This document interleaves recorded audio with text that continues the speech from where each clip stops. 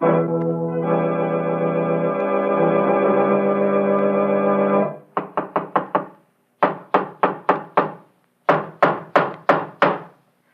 the matter? What is it? Another case for Nick Carter, master detective. Yes, it's another case for that most famous of all manhunters, the detective whose ability at solving crime is unequaled in the history of detective fiction. Nick Carter, Master Detective, presented by the three great Linex home brighteners. Linex Clear Gloss, Linex Cream Polish, and Linex Self-Polishing Wax. Created by Acme, America's great producer of Acme quality paints.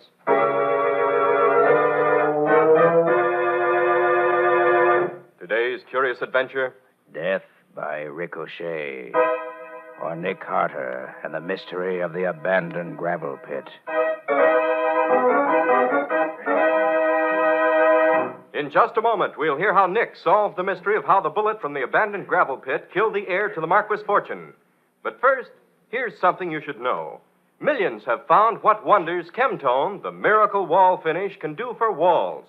Now, millions more are learning what amazing new beauty the three great Linex home brighteners bring to floors, woodwork, and furniture. Linex Clear Gloss Varnish, the durable super varnish that dries to an elastic, transparent surface which protects all wood and linoleum in your home. Linex Cream Polish, which cleans as it polishes, leaving no oily film on your furniture.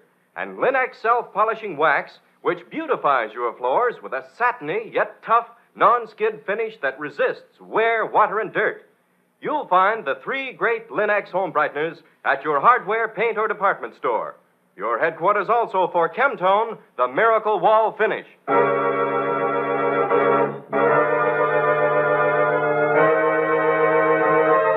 And now for today's mysterious adventure with Nick Carter. As we open our story, Nick is talking with a young friend of his whom Patsy has just brought in. But if it's not a criminal case, John, why come to me? Because it's the next thing to it, Nick. Well, all right. Let's hear it. Or better take notes, Patsy, in case we want them later. Of course, Nick. Go ahead, Mr. Mayor. Nick, I killed a man this morning. What? Oh, it was an accident, of course, but he's dead just the same. Well, tell me about it. What happened? Well, I was shooting in the old gravel pit back of my place on the highway. I've been shooting there a lot, getting ready for the pistol meet that's coming up. Well, this morning I was practicing out there when one of my slugs hit something and ricocheted.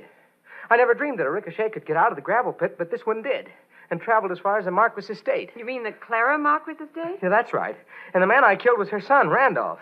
Well, that certainly ought to make front page copy. I should say so. Patsy, get me her file out of the file room. Coming right up, Nick. Now, John, where was Randolph when it was hit? At the back of the estate, helping one of his nephews rebuild the fence. Uh-huh. The nephew, Dave Barton, said he heard the shot, and then the whine of the bullet, and then Randolph fell over. He died instantly. Here you are, Nick. Our file on Clara Marquis. Thanks, Patsy. Now, let's see.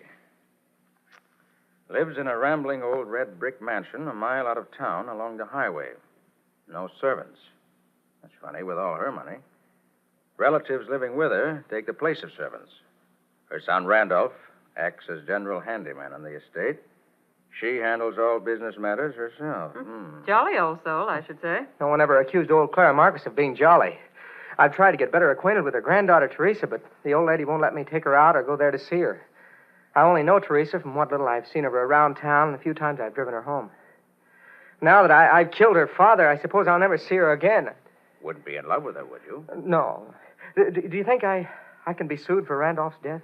Well, what's the coroner's verdict, you know? Well, he told me he was going to report it was an accident. Well, John, how far is it from the gravel pit to where Randolph was killed? About a quarter mile. The Brundage place is in between.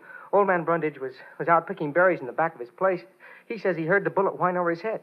I suppose there's no doubt about the time? No, the sheriff checked on that. Randolph was killed while I was shooting in the pit. No mistake about that. I see. Was the bullet identified as coming from your gun? Well, not exactly. It was too badly mutilated, the sheriff said, to be identified as having come from any particular gun. It was all flattened and twisted. Well, from what you tell me, John, it looks as if you're responsible, all right. For the funeral expenses and so on, at least. Well, I know that, Nick. I just want to be sure I don't get hooked for what money I've got saved by a damage suit later on. That's why I want you to investigate this for me right away. I want to have it proved an accident so that nothing can come up later to put me in the wrong more than I am now. Yes, I see what you mean, John. You want me to be sure that we know now all there is to know. Then we file that information away and hope we never need it, right? That's it exactly, Nick. Will you do it? Why, certainly, John. I have nothing else on my hands for the moment. Shouldn't be a long job, nor a difficult one. Now, first, I want to have a look at your gravel pit. All right. I won't be there, but Mother will let you in. I don't suppose there's any chance I didn't fire the shot that got Randolph. Now, the chances are you did, John. I want to determine the degree of negligence involved. If there's none on your part, you can hardly be held liable for the accident. Okay, Nick. I'll leave it to you. I'll be seeing you. Right, John. And don't worry. I think I can clean this up for you.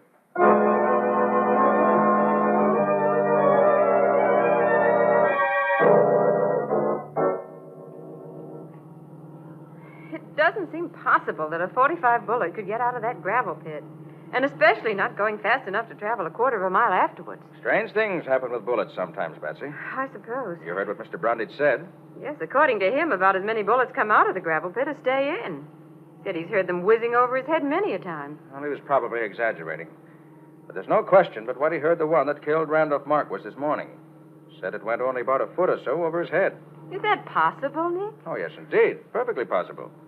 And from the way John May's target is set up in the pit, a bullet that did get loose might very well come right across Brundage's berry patch.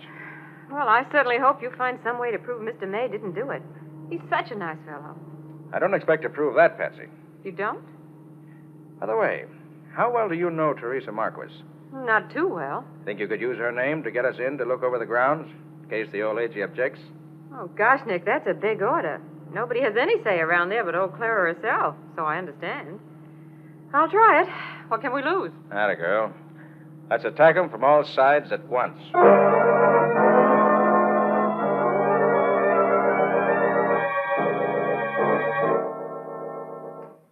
It's so nice of you to see us, Miss Marquis. This is Nick Carter. He's acting for John May. You can tell John, Mr. May, that we won't make him any trouble for the death of my father. I knew you'd feel like that. You can also tell him I never want to see him again. Now, Teresa, I'm afraid you're blaming John May for something he couldn't help. We've just been to look over his gravel pit, and it seems utterly impossible that a bullet could get out of there and travel so far after getting out. I'm sure If you're trying to tell her what happened wasn't May's fault, you can get going. And right now. How do you do? I'm merely trying to find out just how it did happen. Mr. Carter, this is my cousin, Dave Barton. He was with my father when he was killed. You're in charge here, Mr. Barton. I'd like your permission to examine the grounds around where Randolph was killed. Nobody's got the right to say who can snoop around here but Clara Marquis herself. Surely she could have no objection to... You'll have to get out. Dave, if you won't show Mr. Carter around, I will. I know Grandmother wouldn't mind. You're a fool, Teresa. But, well, come on. If I can do anything else for you, let me know.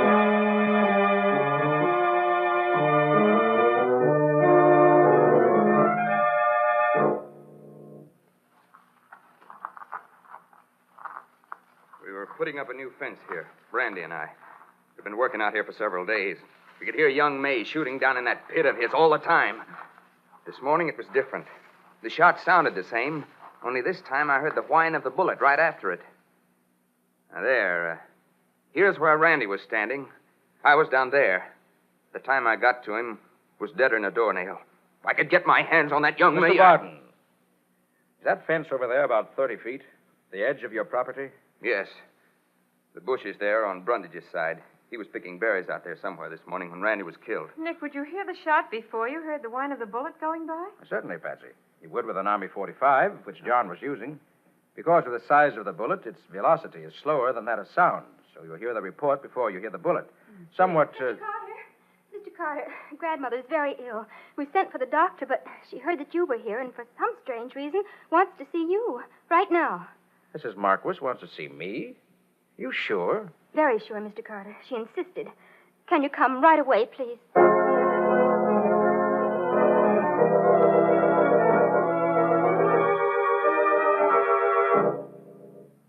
I've heard about you, Nick Carter. I never thought I'd have any reason to hire you, but it's a strange world. I think heaven sent you here today. Well, Mrs. Marquis, I've been called many things, but never heaven sent. There you are this time. My time has come at last. I know it. Dr. Sutton always said a shock would finish me, and Randolph's death has done it. I know. Nonsense, Mrs. Marquis. You live for years yet. Rubbish. I'll be dead by tomorrow. And I I want you to make a will before I go. That's why I wanted to see you alone like this. But, madam, I'm not a lawyer. I know what you are, and I know you're honest. You can draw up a will, can't you? Yes, of course I can. Very well, then. Do it. I've never had a will, and I want one. Very well. If you'll tell me what disposition you want made of your property, I'll draw it up for you. Well, that's easy. Half my estate goes to Teresa. The other half is to be divided equally between my other 5 grandchildren. I see.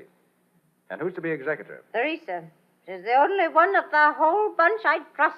Of course, I'll have to have the names of the 5 grandchildren. Of course you will. Of course you will. They're Bartons. David, Forrest, and Jack. And the twins, Myrtle and Hazel. Very well, Mrs. Marquis. I'll have this ready for your signature in the morning. No, morning nothing. You'll have it ready for me just as soon as you can get it written down on paper. There's an old typewriter in the library you can use. Now, hurry up, Mr. Carter, and let's get this over with.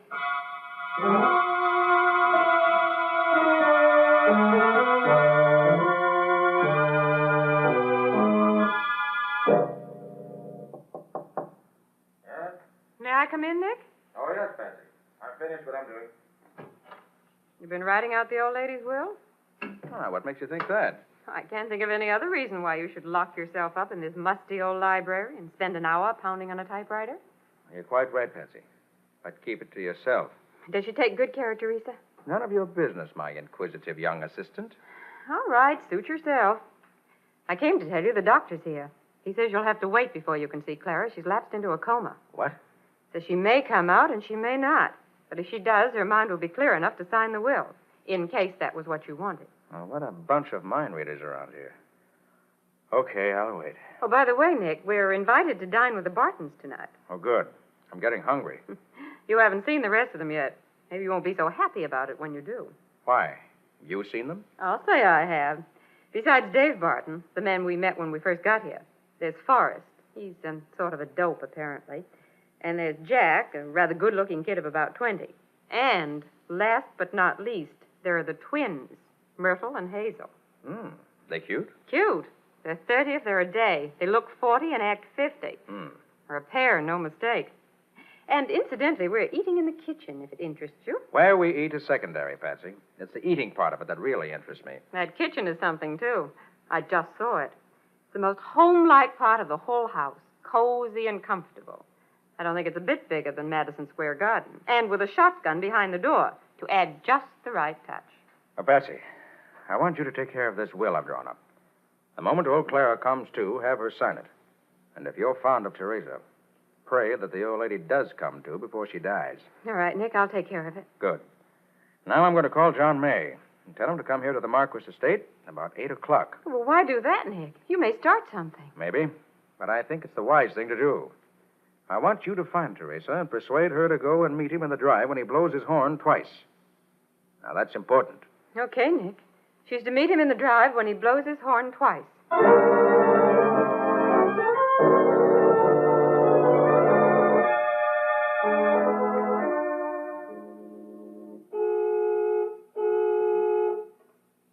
I still don't get it, Nick. Couldn't you find a better time and place for me to meet Teresa? A better time, perhaps, but not a better place. John, I want you to take Teresa away from here at once. Are you kidding? I am not. The odds are that you'll be saving her life. Before morning, she may be in deadly peril. Believe me. Okay, Nick. I'll take her. If she comes. Oh, John. Teresa. Oh, darling. John. Which is my cue to...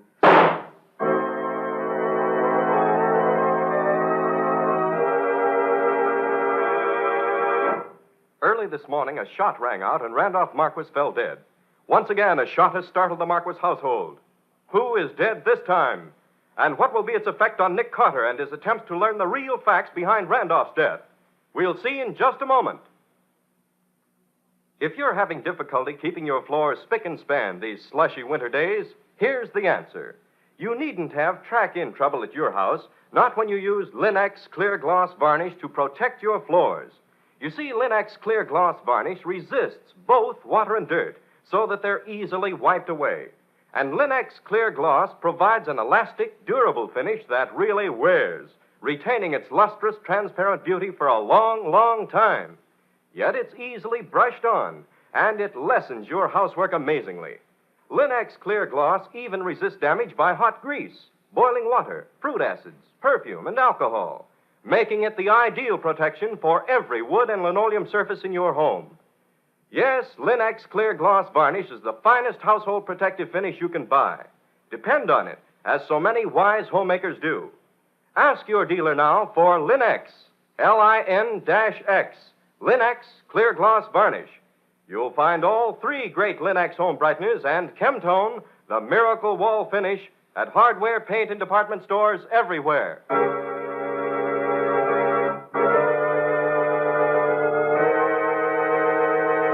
And now, back to our story. The report of the shotgun, which startled Nick and the rest of the Marquis household, seemed to come from the room where Clara Marquis lay dying. Nick and Patsy raced to the door of the room, only to find the twins, Myrtle and Hazel, standing in the doorway, staring fascinatedly at the old lady's bed. What's happened? What was... Don't look at her, Patsy. Oh. Oh, it's ghastly. Face has been blown away. Why, she's...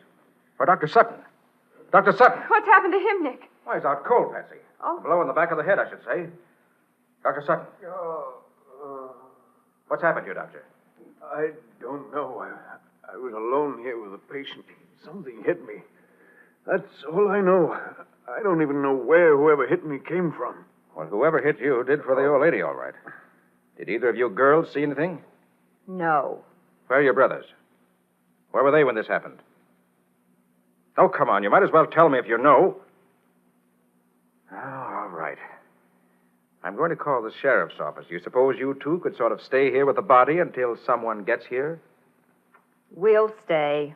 Well, there's nothing more I can do for her now. I think I'll get some fresh air.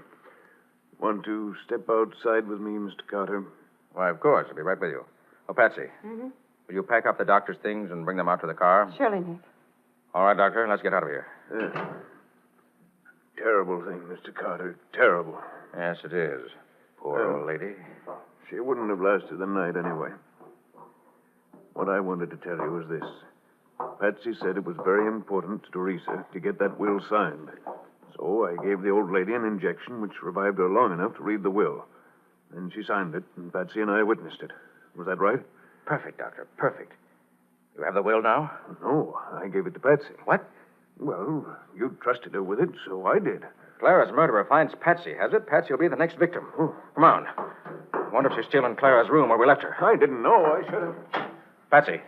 Patsy. She's not here. Do either of you twins know where she went? No, she left. We thought she was with you, didn't we, Myrtle? Yes. We thought she was with you. Oh, come on, Doctor. We've got to search the house. There's no time to lose.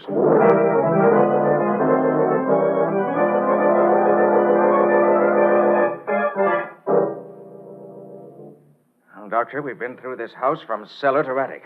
She's not here anywhere. I don't like it. How about the carriage house? There's a light upstairs there. Oh, yes, so there is. Well, let's have a look up there. Oh, that's funny. John May's car's still here. Yes. Didn't take Teresa away after all. I wonder why. Well, I hope we find Patsy up here. Merciful heavens. Barton, stop that. Let John alone. You keep out of this. This dirty murderer's getting what coming to him. The law won't do nothing to John May, but we will. Barton, if you touch him again, I'll shoot to kill. You wouldn't have the nerve. I'll plenty of nerve for cowards like you. All right. You're on top for now. But we'll get him later. See if we don't. Now, you two. Forrest and Jack. Let Teresa go. All right. Take that gag out of her mouth. Be quick about it. Oh, Mr. Carter. Oh, thank heaven you've come. Oh, Doctor, you better have a look at May. He's pretty badly beaten up. Only thing holding him up are the ropes tying him to that post. Yes. He's in a pretty bad way. Dave must have hit John at least 20 times. What happened, Teresa? Well, they got John right after you left and made me come with them. They brought us up here and tied John to the post so that he couldn't defend himself. Then they gagged me. Hold on. You mean that all 3 of them, Forrest, Jake, and Dave, have been with you since right after I left you with John? Why, yes. Why? Has anything happened? I'll say there has. Take care of things, Doctor. I've got a job to do.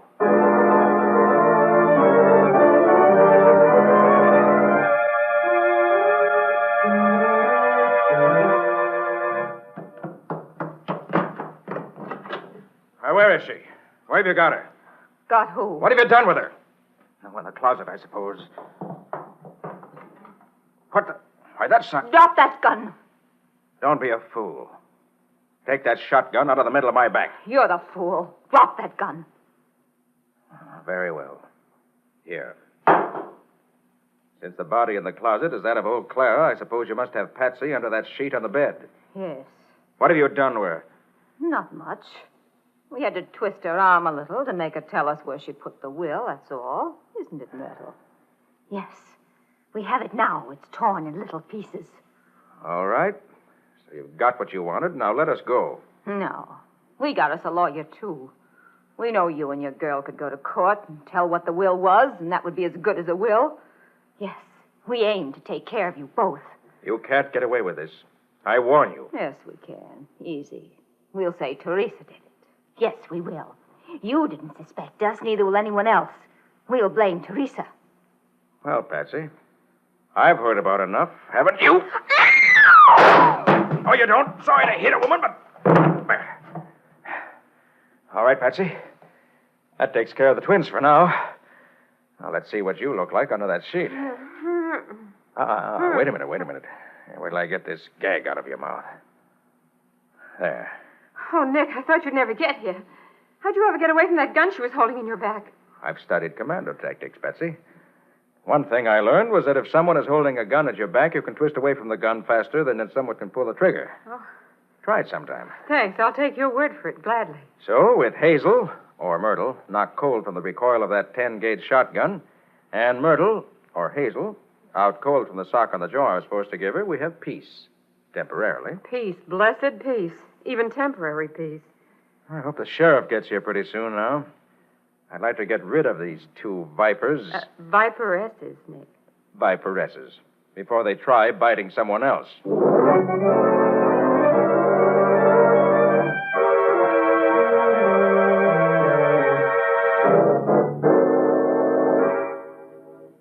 They had me fooled completely at first, Sheriff.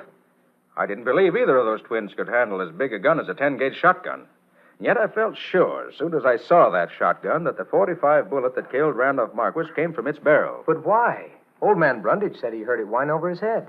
Well, the whine of a ricocheting bullet, John, is one of the most deceptive sounds in the world. You can't tell really where it comes from. But I was right with Randy. I didn't hear any gun fired close. It was fired from the gravel pit, and the bullet came whining. Of course it did, Barton. The twins were clever enough to pick a mutilated bullet out of the gravel pit where John May shoots.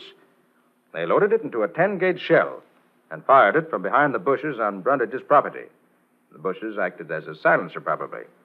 Both Brundage and Dave heard the whine it set up and assumed it was a ricochet from the pit. Who'd ever think a woman would figure out a way to load a 10-gauge with a banged-up bullet and then lay for a guy and shoot when somebody else shoots a quarter-mile away? Why did they do it, Mr. Carter? Money, Teresa. Money they'd inherit from your grandmother, Clara Marquis. But I don't get it, Nick. How would Randolph being dead benefit the twins? His daughter would get his share, wouldn't she? Not if Clara didn't leave a will. That's the point around which everything else revolves, Patsy. But how does that work out, Nick? According to the law of the state, if the old lady left no will, Randolph would inherit 1/2 the estate.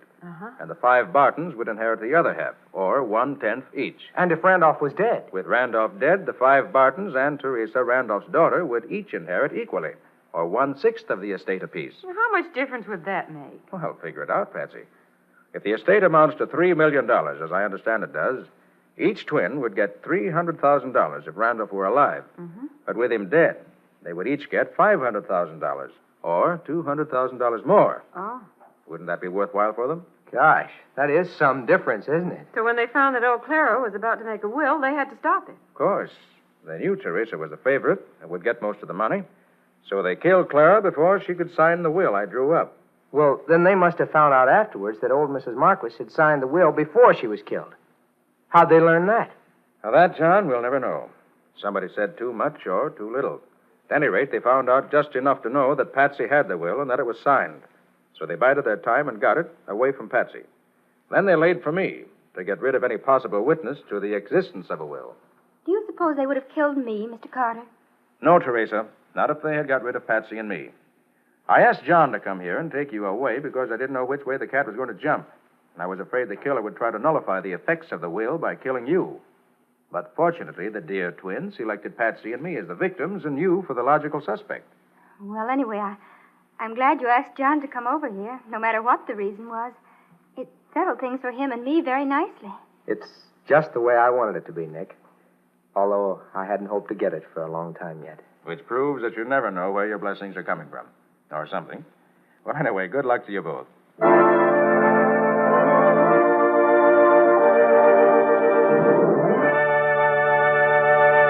In just a moment, Nick and Patsy will bring you a preview of next week's exciting case.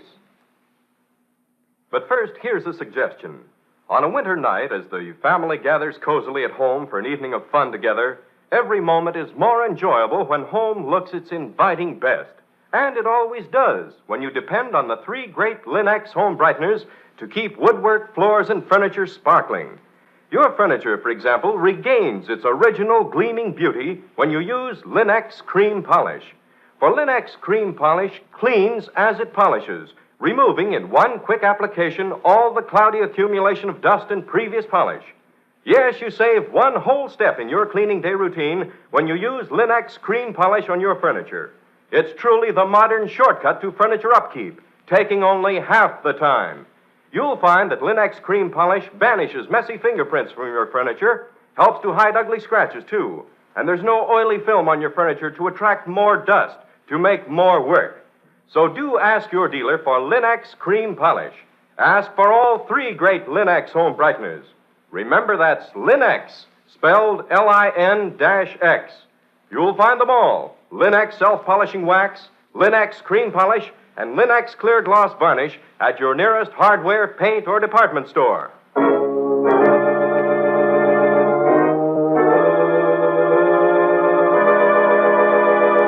And now let's hear from Nick Carter himself. What about it, Nick? Have you an exciting story for next week? Well, next week, Ken, I want to tell you what happened when I stopped off in a little town upstate to tell a rookie cop's family how sorry we were that he'd been killed in line of duty. Well, that doesn't sound very exciting to me. It was what happened after Nick stopped off there that makes the story. He found a household ruled by fear and hate. With a mad old woman at the head of it who was convinced that she had been divinely appointed to set the world right. Oh, that's very different, Nick. Well, where did you come into it? Nick stopped a well-laid plan to commit wholesale murder and save the daughter of the house a fortune running into the millions. Just because the killer forgot to quote the right Bible verse at the right time. What do you call it? An eye for an eye. Or the mystery of the upstate murders. And that's all for now. So long. So long, everybody. So long to you both, Nick and Patsy. We'll be seeing you again next week.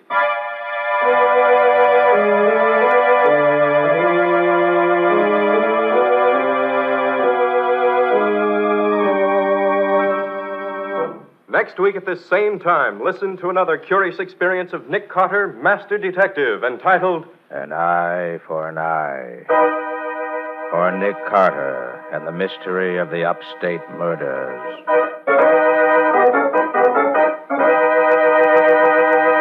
Nick Carter, Master Detective, is featured in Street and Smith magazines.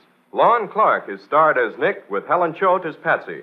Original music is played by Lou White, and the programs are written and directed by Jock McGregor. Nick Carter, Master Detective, is presented each week at this time and over these same stations by the 3 great Linex home brighteners. Linex clear gloss varnish, Linex cream polish, and Linex self-polishing wax, created by Acme, America's great producer of Acme fine quality paints. This is Ken Powell speaking for the thousands of Linex dealers all over America and saying so long until next week. This is Mutual.